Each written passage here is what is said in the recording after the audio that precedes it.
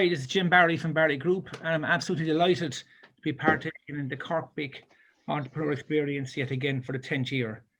And I'm with Aoibheann, who will introduce herself. Hi everybody, it's Aoibheann O'Brien here from FoodCloud. I was actually a mentee of Jim in the entrepreneur experience back in 2017. So I'm delighted to be here with you again, but also to reconnect with Jim as well after to explore what we've been doing for the last couple of years as well. Great. So we'll start, Aoibheann. The first question that probably comes to mind and will probably be helpful for lots of people starting off on the journey of business is the original idea. How did you come with what has turned out to be an absolutely fantastic game-changing idea? Because I've seen you getting awards all over the place, including the Entrepreneur of the Year for the special recognition. So it's been incredible what you've come with. So like the idea came, I suppose I was always interested in sustainability, and I kind of discovered the problem of food waste and that almost 50% of food produced is wasted. And being interested in food and sustainability, I kind of was thinking, how aren't people talking about this more?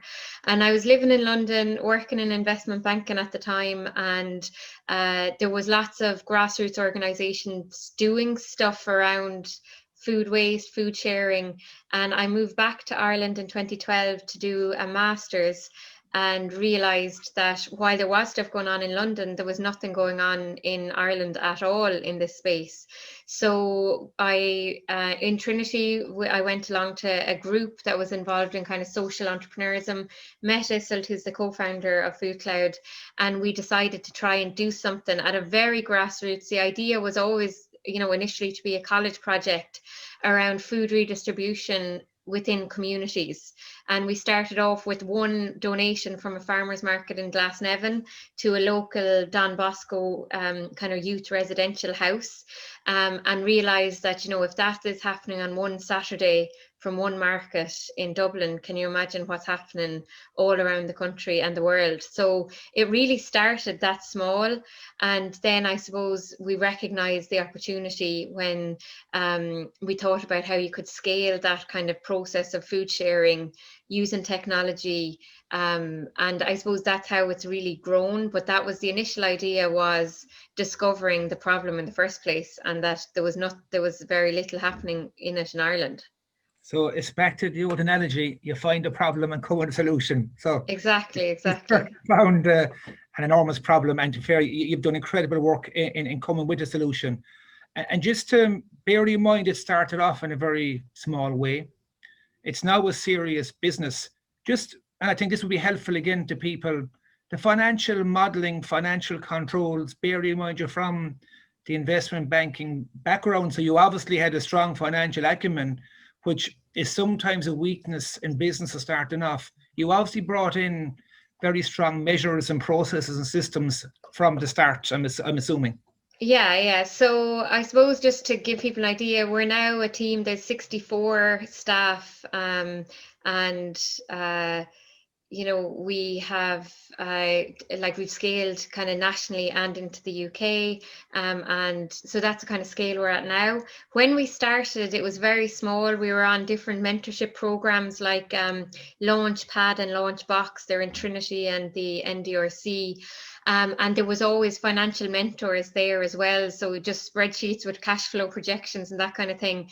That was the area that I kind of took a lot of interest in. But in terms of how things are structured, we're a charity. So we have kind of 4 income sources. One is our retailers pay us a fee per store. 2 is we run 2 government programs. So we have 2 government contracts that provide income from our warehouse solution, which is more physical, 3 physical warehouses in Dublin, Galway and Cork. The charities play a small contribution. And then we also fundraise. So our income streams are very diverse. And then also our technology, we get a licensing fee for it's used in Australia and in the UK. But in terms of how we started, for the purposes of the people that are kind of listening in, we had mentorship and we had supports, but we actually hired an accountant very early on to also help us in that regard, in relation to, very simple stuff like cash flows, pulling together monthly management accounts. So even though I had a background in finance and I did accounting in college, it's very different actually going together and pulling together a set of management accounts. So fairly early on, we put that support in place, because I suppose the most important thing and the most stressful thing is when you're not 100% sure what the next month is going to look like.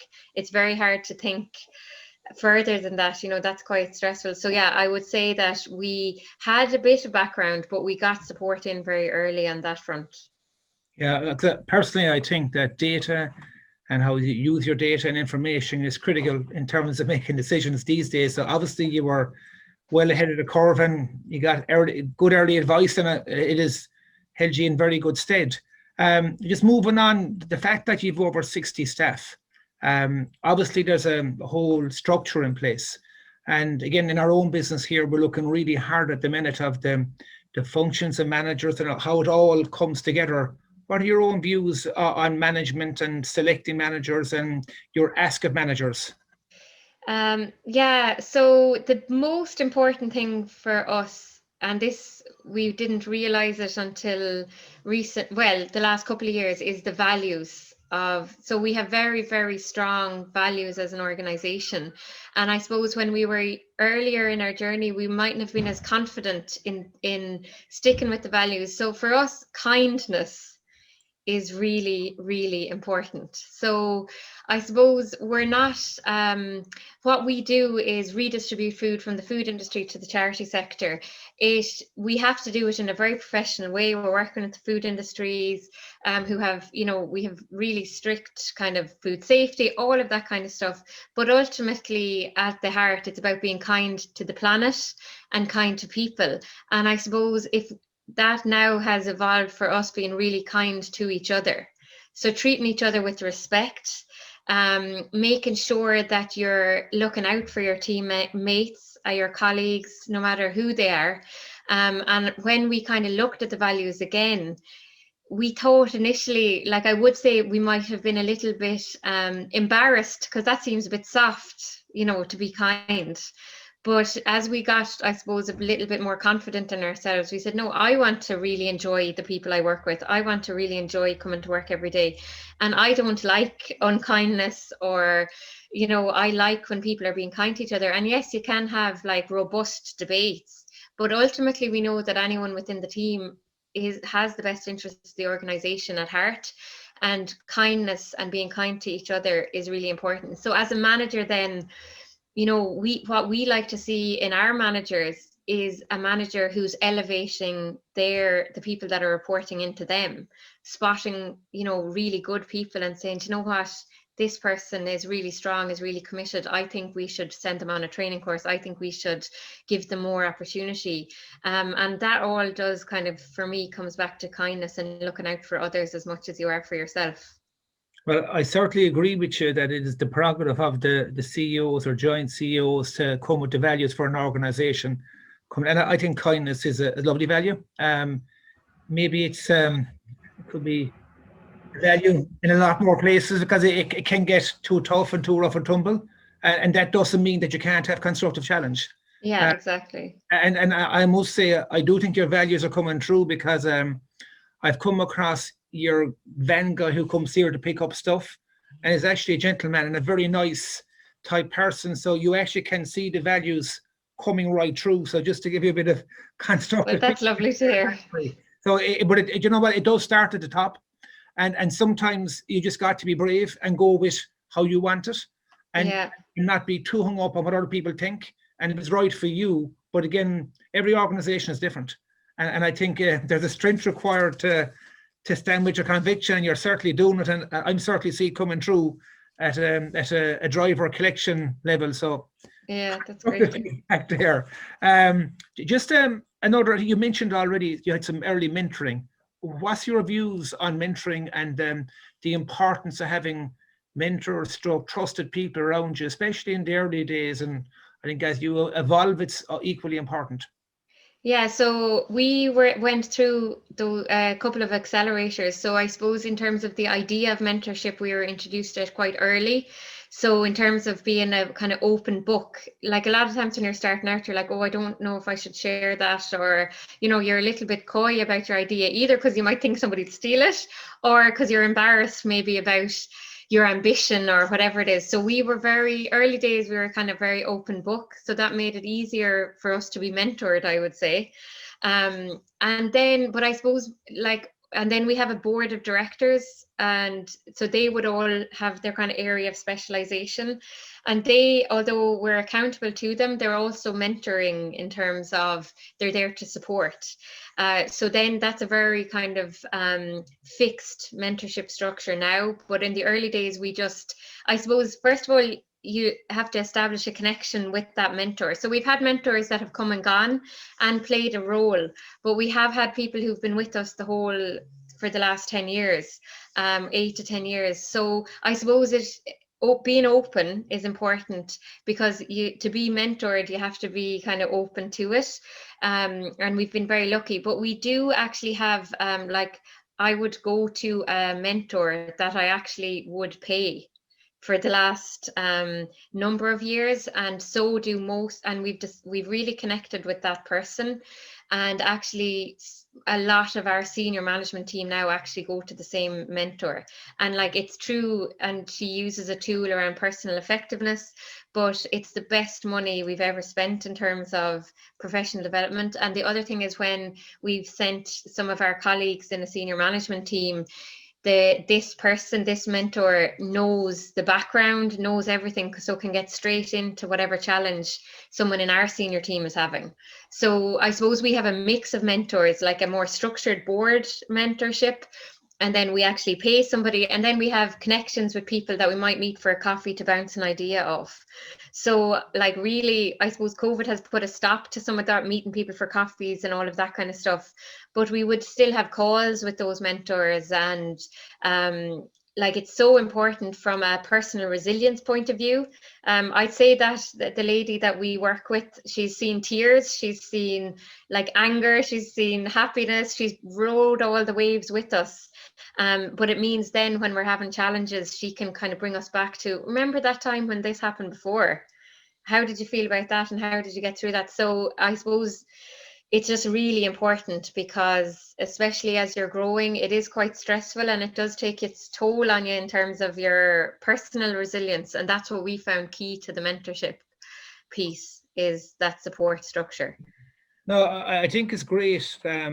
You've always got a great openness to mentorship. Not everybody is open enough to take mentorship. So in one sense, it's brave to be open for it. But I think even if you do a parallel back on what we're doing in the entrepreneur experience, by getting that openness and trust going at the start, it's actually incredible what can be achieved with mentorship. And that's even outside, say, when you're your own team or your paid advisors.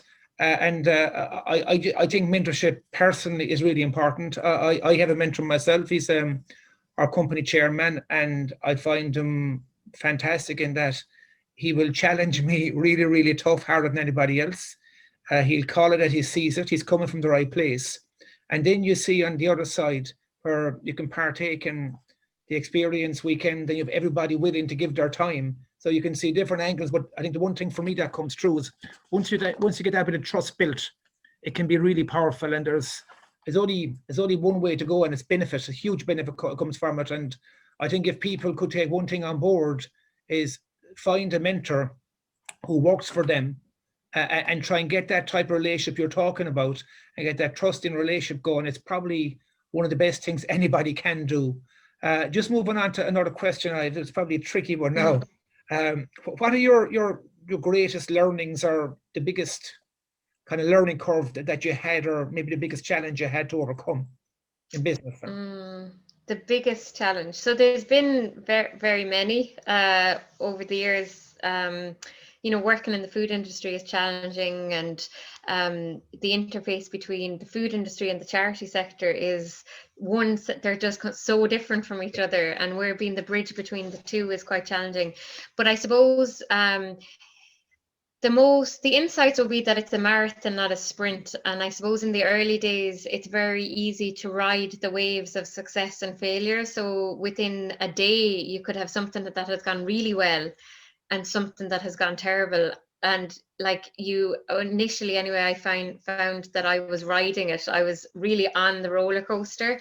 And, after 4 or 5 years, you're just wrecked. And, it is a marathon, not a sprint. And, I wish I could have told myself that, but I don't know if you have to go through it I don't know if there's a shortcut to, being a little bit more, having a bit more perspective, because I think that hunger at the start is really important as well. But, in terms of a learning, I suppose, over the years, things that would have been unbelievable and we'd have been, having a party in the office. Now we just take it in the stride and move on, because we know that there'll be something that's not going according to plan the next minute. So, but having said that, I do think it's part of the experience. And those highs and lows are never the same again after you've been through them the first time, when you land the big contract or whatever. And the other thing is team, like, like the first person you hire that doesn't work out, that is tough emotionally. Yeah. Because you really are investing in that person, you want it to work out and it doesn't work out. So you have to accept that happens and not take it personally. And I think that's the benefit for the person who it doesn't work out for, and for you, that it's not personal, it just didn't work out.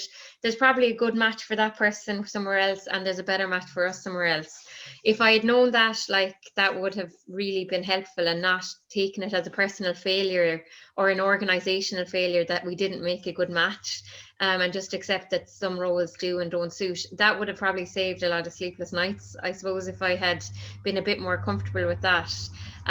So they're the two things, like a little bit more rational and reasoned in terms of the highs and the lows, and recognizing that as you're growing in a team, everybody isn't going to work out, but not take it personally. And that's probably experience then, and you can't, I think you can't buy experience, you can't be taught experience, you have to go through all these learnings, and the learnings are the experience. Just out of interest, with COVID, which is probably one of the most recent challenges, and I know you did an awful lot on, how did that impact on your whole operation? Yeah, so as everybody else, we had a lovely plan for 2020, and we were all happy enough with how things were going. And I suppose, so overnight, everything changed for us, really. So we are an intermediary between the food industry and the charity sector. We have two solutions. One is the technology for retailers like Tesco, Lidl, Aldi, and one is the warehouse. So on March 12th or whatever, the retail volumes, so all of the stores in Ireland, completely tanked. So the charities across the country that were collecting food from stores, there was no food. The warehouse then increased volumes by double on the previous year. So, like, McDonald's closed. It meant like Lakeland Dairies, all of their suppliers had all of this surplus. So we had two things. One is the charities that were picking up from the stores where the volumes were completely gone. And then the other side was the supply chain volumes spiked because of everything closing down. And then on the other side, the charities are run by volunteers, and a lot of the volunteers are in vulnerable categories.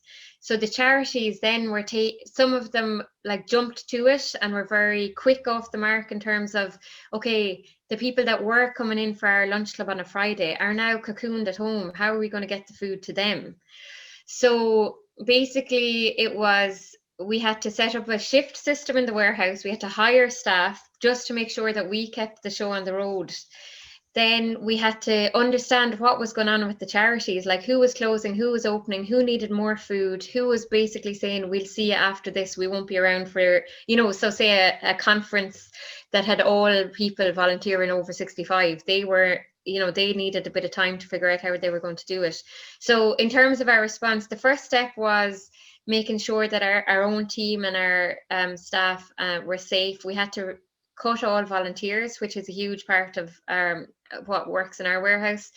We introduced shift. We'd hired staff so that we could run the warehouse operations in a COVID-friendly manner. So we're delighted to say that has happened. We didn't have to close for a day. The second thing then was manage the expectations of charities on the retail side, and there's over 300 of them. And then we had to reach out to the charities quite quickly and understand what was going on the ground. So in terms of a response, then we realized that we needed to change the way we were doing things. So the charities and the government had this community call. So we rode in behind it and said we'd like to be part of it. So 30 local development companies around the country all got involved in this community call. And then we said, okay, if you come on board with us, we'll try and get food to you guys. So in addition to the normal charities, then we worked with local development companies around the country. And tried then to reach out to our food industry partners for the first time ever to ask for donations, because some of this food that we were getting, were the milk packets from McDonald's in your coffees. Like, they were grand, but they weren't really going to help, so we needed a good balanced volume of food, and they did respond, like, we from the food industry. So I'm it's not very succinct answer, but there was so much going on. First step, keep the show on the road. Second step, understand what the hell was going on and how we could support. And then reach out to our partners in the food industry to bring them on side with our plan. So overall, like, we doubled our volumes from March to April, more than doubled it, and kept that going. And then in June, we were faced with the problem that there was no surplus. The warehouse volumes had gone down because everything had closed, and then we're starting to reopen. So then you're faced with a different set of challenges. So it's all been a bit mad, but to be honest, and this is going, like, obviously COVID is catastrophic, but as a team, we really did come together, and it was amazing. And I really actually enjoyed it, and it felt like being back startup again, where every day you come in and go, right, what do we need to do today? You do that, you do that, you do that. And we had a call every morning at 8:30 and basically had to plan day to day. So it was amazing in some ways in terms of the team, but like, the challenges around food insecurity in Ireland now coming into even the first and second quarter next year are going to be really challenging. So I suppose it's an evolving situation, but yeah, it was mad, and it still is a bit mad. And you've experienced crisis management at the front level. Yeah, exactly. As have you. I know anything with the food well, I think in one sense, the trade we're in, we're both in the food business. It was crisis, but again, I feel lucky that we're in that business, because there's lots of other people who we all know, who literally their businesses were shut down.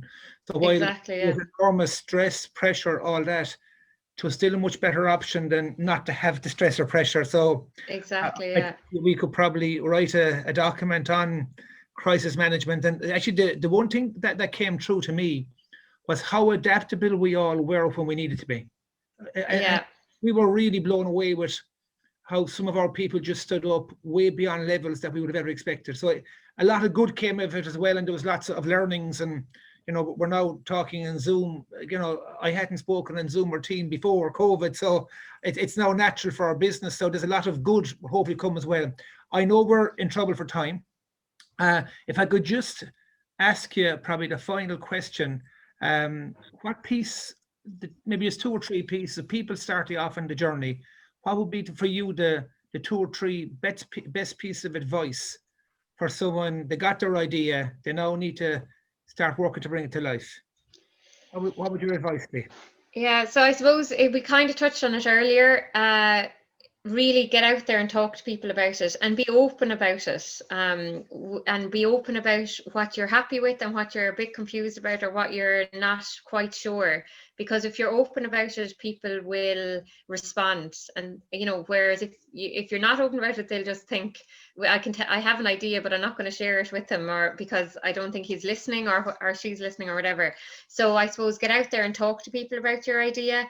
I would say, like, the likes of Cork Bic and all of those organizations around the country are really, really supportive. So get in touch with your local organizations that are working in this space, because it is invaluable. And even things like the entrepreneur experience are just worth their weight in gold. So I'd say that was definitely a key to our success through the mentorship programs we were on. And the last thing is, for me, I found it, I don't know if we would have done without having a co-founder or somebody, I think I would may or may not have happened for us, because we really supported each other initially, and now we have a team. It's not just about the two of us. But I found that gave me a lot of resiliency, and I know Issel says the same, motivation wise. So I would definitely advocate for finding a co-founder, or having a co-founder, or a deputy, or whatever you want to call it. But I definitely found that was a key to our success as well, having each other's support. So they're my three: open, mentorship programs, and co-founder. Aoibheann, thank you for sharing your thoughts. Thank you very much.